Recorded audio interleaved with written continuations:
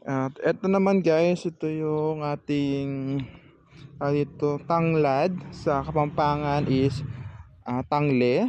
Yan ay sinasama sa ating tinola or dun sa lugaw. Ito yung mga small na sili. Ayan siya, oh.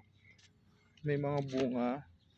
Then yung papaya, medyo malaki na. Ayan din yan.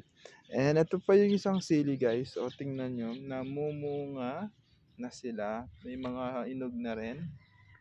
Then itong ating kamyas na may mga ilan-ilan na bunga. Uy, tingnan mo na bunga to. Ito naman guys, ito yung mabango sa chapsuy. Celery ang tawag. Then may mga pinya naman.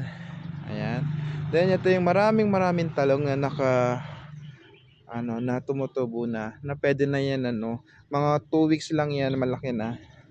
Then ako kumuha kanina ng bunga ng malunggay. So ang dami niyan. So, kumuha lang ako ng mga 20 pieces. Then mga tanglad, meron din mga tanglad. Yan. Marami tayong mahani dito. Pero kapag lumaki na sila. So ayun guys, sa mga gusto mag-vlog ng mga halaman dito guys, paano sila lalaki ng mas mabilis. Comment lang kayo guys.